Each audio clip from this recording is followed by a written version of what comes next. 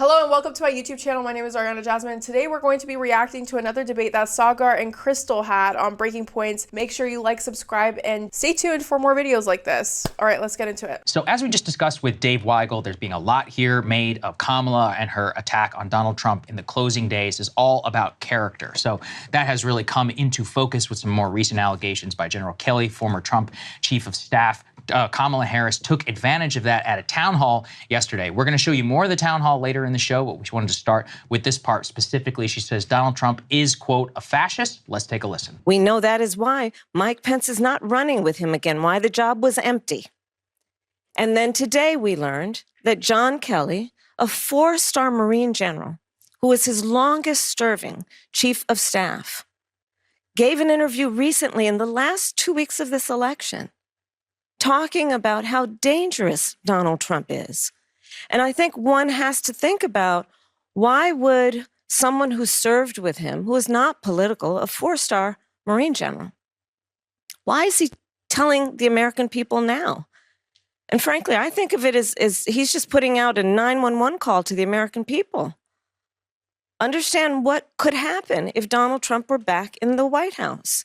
And this time, we must take very seriously those folks who knew him best and who were career people are not going to be there to hold him back. You've quoted General Milley calling Donald Trump a fascist. You yourself have not used that word to describe him. Let me ask you tonight, do you think Donald Trump is a fascist? Yes, I do. Yes, I do. All right, so all of this comes back from... Okay, so I feel like Cooper thought it was going to be a bit of a gotcha there. That's not a gotcha. She's been saying that he's a fascist for a very long time. So she may have not said it out wordingly, but the vibe was there. So going beyond that, I don't think the debate here is whether Trump is a fascist or whether he's not. I think the debate here is Kamala Harris really going to be better than Trump? For a lot of people who are, casting their ballot, right? Because we've seen what the Biden presidency has done. They promised a lot, did not necessarily deliver on most of it. Unfortunately, under Trump, there are a lot of misconceptions, right? For example, under Trump, the economy was better up until 2020. Yes, that is technically true, but that's also because he inherited Obama's economic upturn that he kind of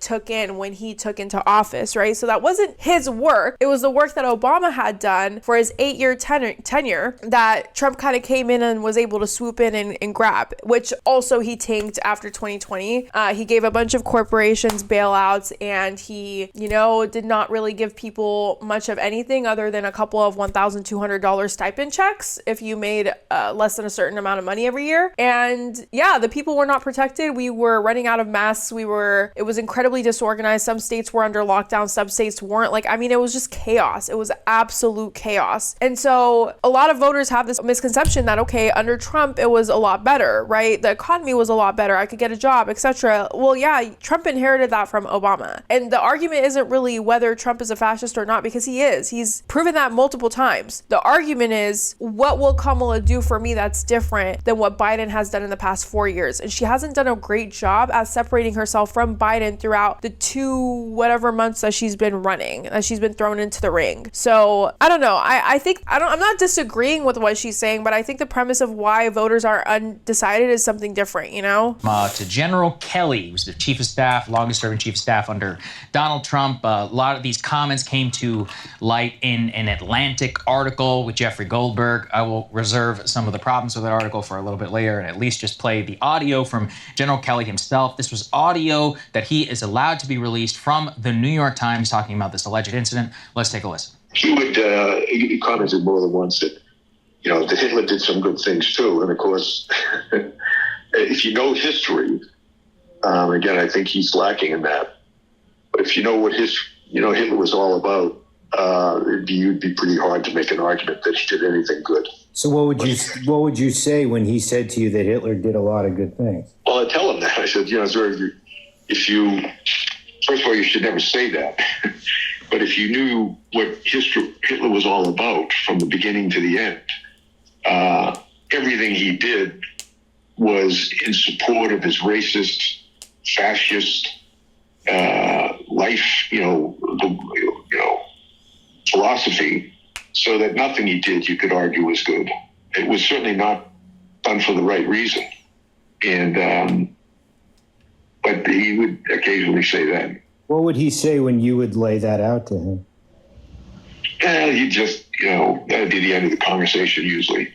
Certainly, the former president. So, man, this is really interesting because the majority of people in Israel want Trump to win. But it's kind of funny to me because it's like, why would you want someone that idolizes Hitler to win? I mean, it's just so confusing to me. Like, how is that a thing? How is it that Israelis would prefer Trump to win when Trump is a Hitler sympathizer? It's a bit weird, Is in the far right area. He's certainly an authoritarian, admires people who are dictators. He has said that. So he certainly falls into the general definition of fascist, for sure. If he was left to his own devices, would he be a dictator if he didn't have people around him? Oh, I think he'd love to be. I think he'd love to be just like he was in business. He could tell people to do things and they would do it. All right, so there you go.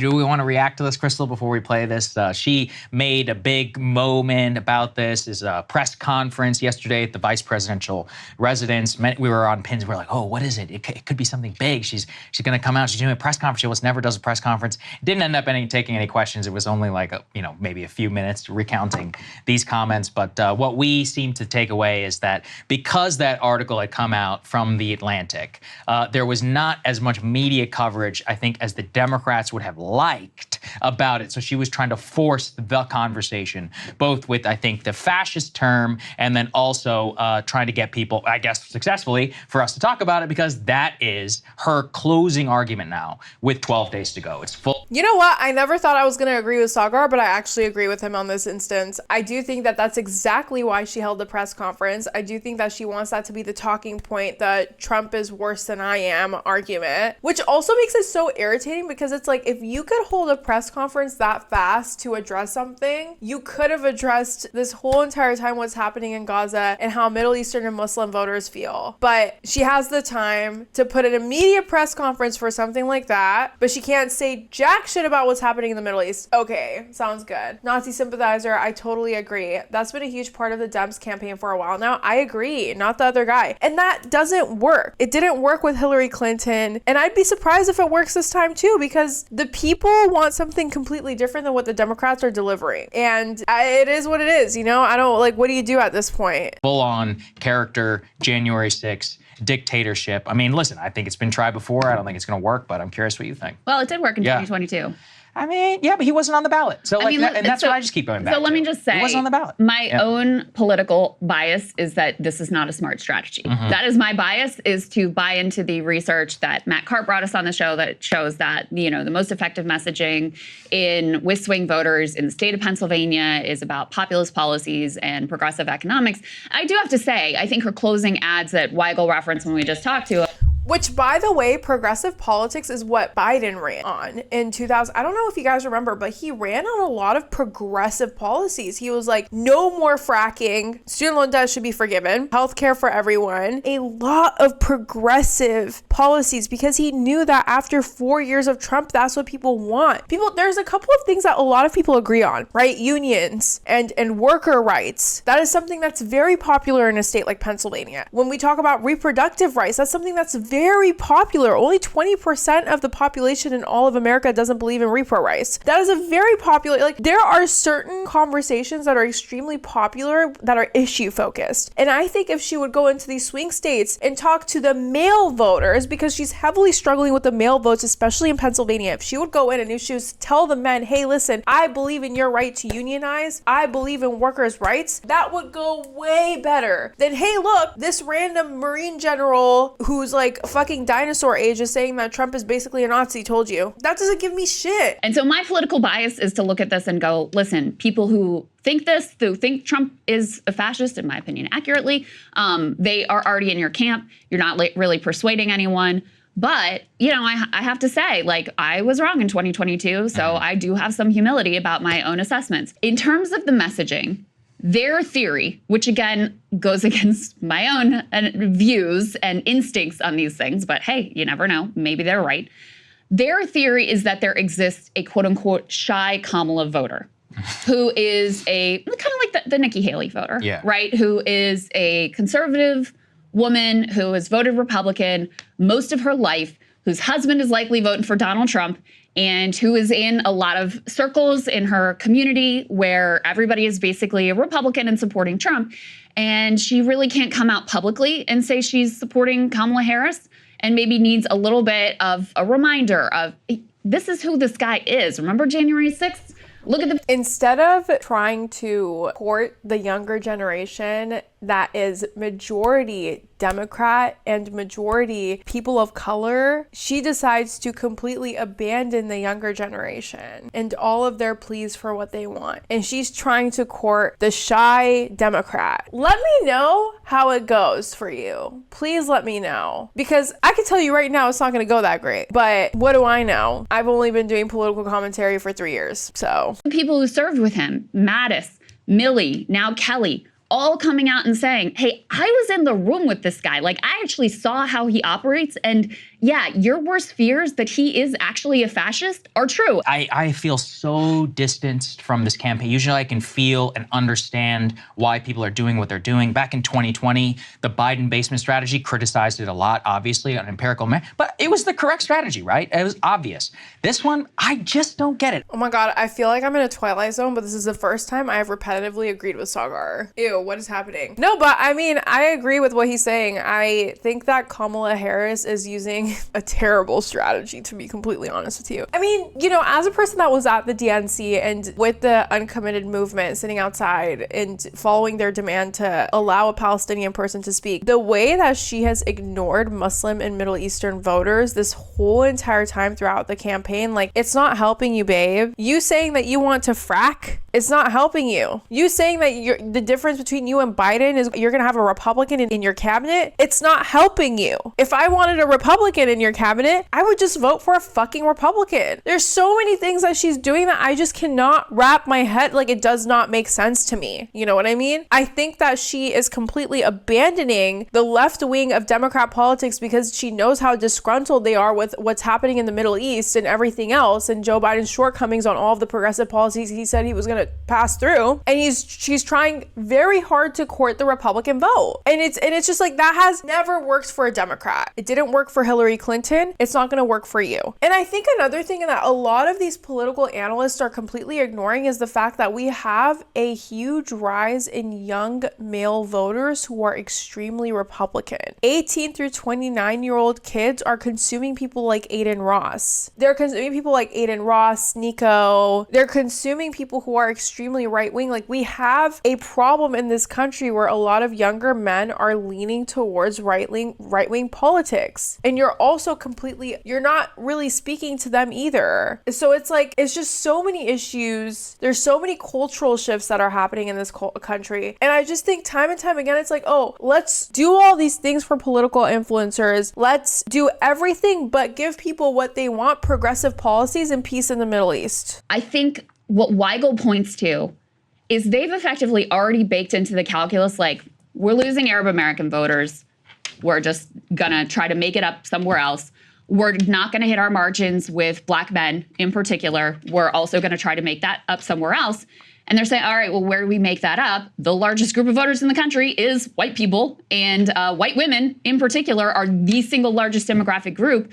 So if we can pull in another couple percentage points there, then it's enough to make it work, especially in the blue wall states. And I don't know what will tell you this, whether it's American history, whether it's life, and just going by day to day. I'm not saying white women are bad people. I'm just saying never trust a white woman to save you. Sorry, but I'm just going to be real with you. They have historically been voting majority Republican since the 50s. I don't see that changing anytime soon. I don't know why they think this trajectory is going to change overnight with white women. Yeah, it's a bit disheartening to see that the Democrats are so willing to not call for a ceasefire. They're so willing to not call for an arms embargo. They are so willing to lose such a huge demographic of voters that they're willing to try to court white women. Like, if that doesn't tell you how fucked we are, I genuinely don't know what does. That's how terrible it is. That's how bad it's going. And by the way, I would point out, this whole Atlantic article has some serious, like, issues. Let's put A6, please, on the screen, Nick Ayers, who I covered at the White House and was the deputy chief of staff while General Kelly was also the chief of staff, says, quote, "I've avoided commenting on interstaff leaks or rumors, but General Kelly's comments regarding President Trump are too egregious to ignore. I was with each of them more than most, and his commentary is patently false." There is an anecdote in the Atlantic article which alleges that Trump didn't want to pay for this soldier's funeral. The sister of that fallen soldier says that is absolutely not true. The reporter who was in the room during their meeting says absolutely not true. Now, okay, all these people have certainly an incentive, right? But Nick Ayers, it was like some never Trump Mike Pence type guy who I covered at the White House and eventually left. He is not in any way some sort of like MAGA warrior. So when the guy says it's a lie, like I tend to believe it. At the end of the day, only General Kelly and Donald Trump actually know what was allegedly said in some private conversation. You can make up your own mind. Can I ask you though, like, we weren't there. I wasn't, like, it is just like a he said, he said. Does it strike you as outlandish though that Trump could say, like, to me, it's not that crazy or unimaginable, given some of the things he said in public, that he could have said something like this. And so, it doesn't like blow my mind to imagine him being like, I want some generals like the German generals. Yeah. That sounds very much like something Trump would say. Doesn't that kind of lose when he's like, even listen to what Kelly says. He's like, I want somebody who takes orders. It's like, well, I mean, for example, let's think about what may be the context. Like maybe when Trump was like, hey, you need to withdraw from Syria, and James Mattis and the Pentagon hide the number of troops. Yeah, I think this is where Sagar starts to be Sagar, right? Whether Trump said those comments or not, I don't think is the point. I think the fact that these comments coming from Trump could even be remotely believable is a huge problem. I don't care if he didn't say it or if he did say it. He's made multiple Hitler references in public. And so him saying this in private is not completely out of the foresight of what people could see him doing. And I think just that alone should be very worrisome, right? Because it's like, well, I can see him saying something like that. You can't say that about a lot of people. I know a lot of people. I would never, anyone that I personally know, I would never say, oh yeah, I could see them saying something like that. No, because that's something egregious and just insane,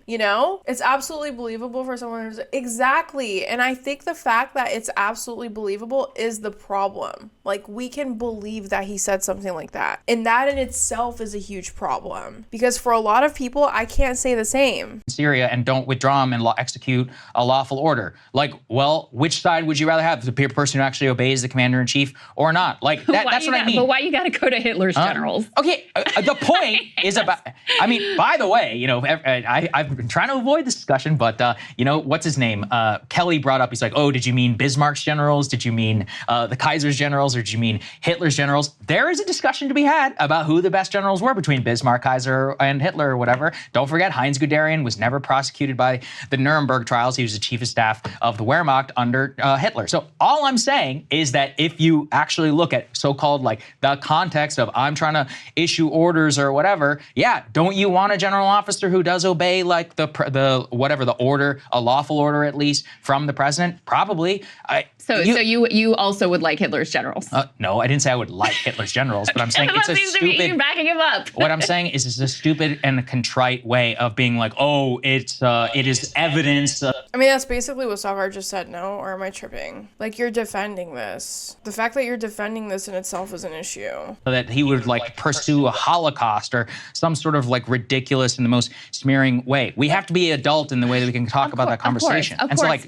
Wait, I'm sorry. Why is it so out of the ordinary to believe that any American president could go for a Holocaust with what they're doing in Gaza and what they're supporting in Gaza? Like, why is it so out of the picture? Tim Walz, Kamala Harris, Donald Trump, none of them view people in Palestine as human. Like, they don't see them as valuable or as human beings, right? They look at them as less than human. So you're telling me that it's completely out of the ordinary for an American president to induct something like the Holocaust in America? No, that's not completely out of the foreshadow. If they can do that to another country, what makes you think they'll stop in this country? That's the problem. Like, Americans think, yeah, because they're American. Americans think that we're untouchable. Like, oh, the government couldn't ever do that. Well, babe, guess what? Japanese used to be in internment camps in America. We used to have segregation. We also murdered a bunch of indigenous people so that we could live here. What else? We had slavery. Like, what makes you think any of this is out of the norm for us. Like, sure, it was 400, 300, 200, 100, maybe 50 years ago for some of these cases, but these cases still happened. It's what the foundation of this country was built on. And if you think you're immune from it just because you live 400 years later, that's not the case, babe. We literally just got out of segregation. Like, there's still people who are alive today that lived through segregation. Just because you live in America does not mean that you're immune from any of that. 79% of Republicans now completely support the full militarization of undocumented immigrants, meaning putting them in militarized camps. 79% of Republicans, around 47% of independents think that it's okay and it's something that we should do. So if you believe that militarized camps, internment camps, the Holocaust, mass extermination, segregation, if you think any of these things are way out of reach, it's not. It's not. The last time we discussed this, you said you had you thought Trump would be basically a dictator if he could. I don't want to put words in your mouth. I said Trump would pursue many of the most outlandish things if he could. But I have enough faith in American institutions that that's not going to happen. So to me, the issue with that analysis to me is that you can't on the one hand say like, oh, well, the institutions held last time and he was held in check. Yeah, I think Sagar is tripping. First of all, Trump is going to be immune because of the law that SCOTUS just passed. So that's one thing. Trump is going to be immune. So all of the charges that he has, all of the felony charges in the multiple different states that he has, pretty much null because he's going to be protected as a president. But furthermore, a lot of those people that held him in check are not going to be in his office. His administration is going to be full of MAGA supremacist loyalists that literally just want to propel his agenda because they're almost a part of a cult. So at that point, I don't think anything is out of the norm or ordinary, right? I think a lot of things could happen. A lot of things could happen in that case, especially with a super majority SCOTUS. If he, for some reason, wins the Senate, gets a Republican Senate, wins the House, gets a Republican House, if he gets a Republican House, a Republican Senate, a Republican SCOTUS, he can do a lot of shit. And it's like, who is going to be there to stop him this time around? I don't know. So when you know what he tried to do last time, when you know what he's saying publicly, when people who know him way better than we do and have been around him and seen him in action way more than we have, when all of them are saying this, like, it's, whether you want to use the F word fascist or not, like, this guy is a wannabe dictator and really could be very dangerous next time around.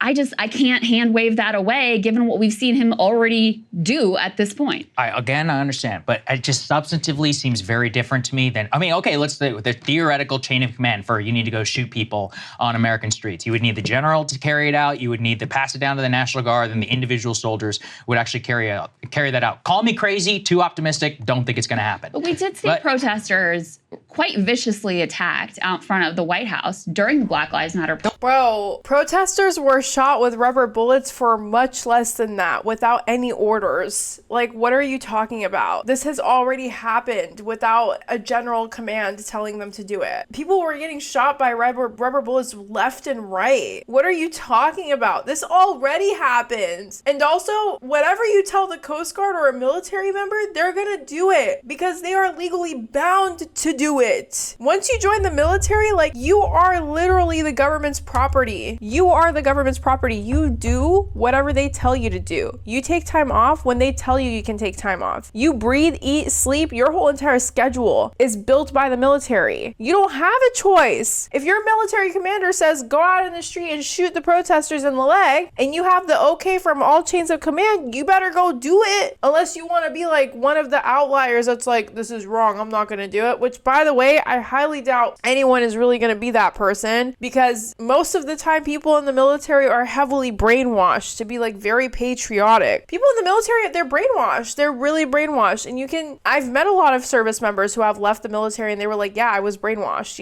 And it's like, you're telling me that you want all these people who believe that their whole entire life is dedicated to the cause of, like, American military military and whatever to step down and say like, you know what, my commander should do this, but I'm better than that. Like, no, that's not how it works. I don't think Saagar has ever talked to an active military member, because if you talk to a couple of them, you would know that that's not gonna happen. Yeah, exactly, Jess. I agree with you. I think that he's right in the fact that yes, there were checks and balances the first time. People were holding him accountable. People weren't letting him do what he wanted to do. But this time around, these checks and balances will not be there and set in place because everyone in his cabinet is going to be full-blown loyalists to his movement, which is a very niche kind of movement that has almost what you could call comfortably a cult following. That's the whole entire point. These checks and balances that Saagar believes in could literally fall and crumble within the matter of minutes. You know, that's another thing. What, these 4-star generals, like, what, you think they're the greatest people in the world? I covered the Pentagon. They're some of the biggest liars out there.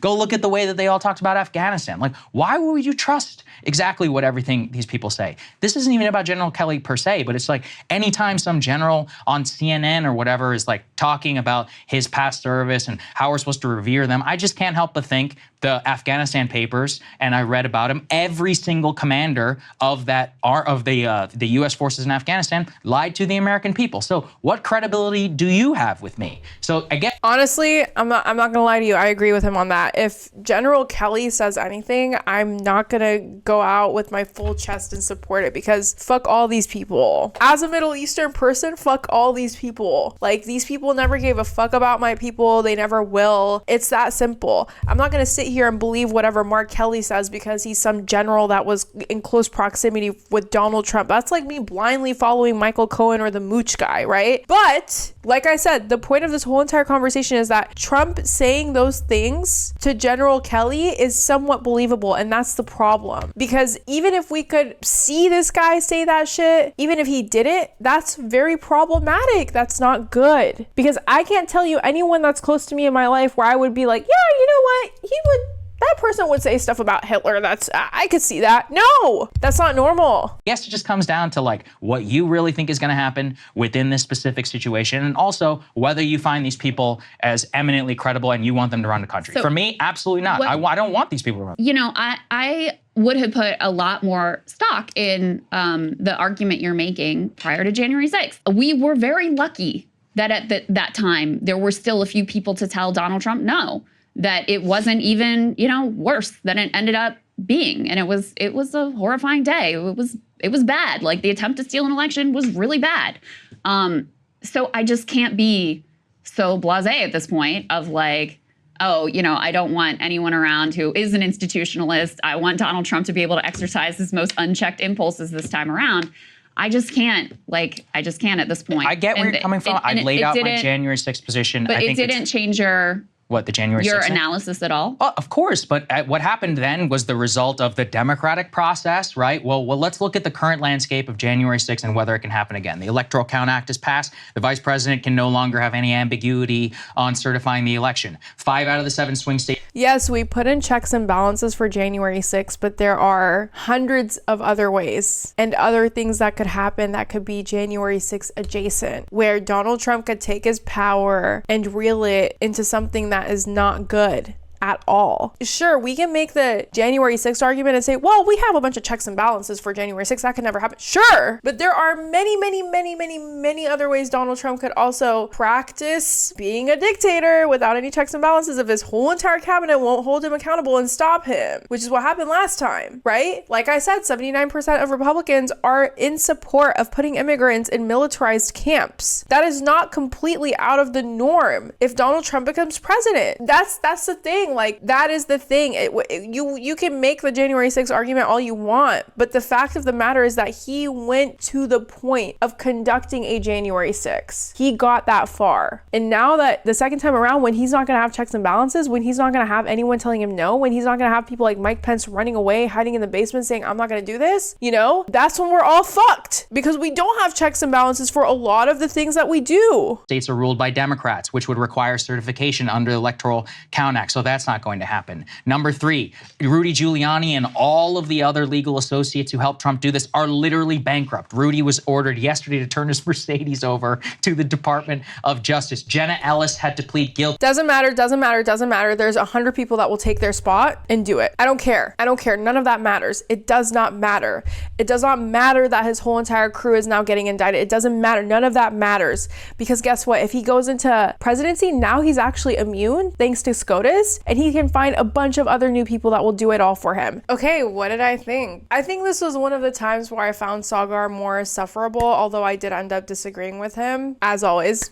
There's never a point where I fully agree with Saagar because, you know, he's basically a weird libertarian Republican type dude. Once again, I haven't endorsed anyone for this presidential race, but there's a lot of things to consider on both sides. You know, Donald Trump is going to be emboldened, he's going to be protected, and he's going to have his whole entire cult in his crew. At the same time, can I tell you that Kamala is going to be any different? Or, well, I think she's going to be different, but do I think she's going to be any good? No, I'm going to be honest with you. I don't like her. So at this point, it is what it is. We'll see who wins. But I do think that fact is fact. Both are going to suck for the Middle East. Neither of them are going to really make a difference. It's just really when it comes to domestically, like which one is going to be more aggressive with their domestic policies. Even then, I don't really know what to tell you because Kamala has said she's going to have a Republican in her cabinet. She said she believes in fracking. She hasn't really said openly if she supports gender affirming care. So I don't know what to tell you. But anyways, thank you so much for watching this YouTube video. My name is Ariana Jasmine, and I'll see you guys next time.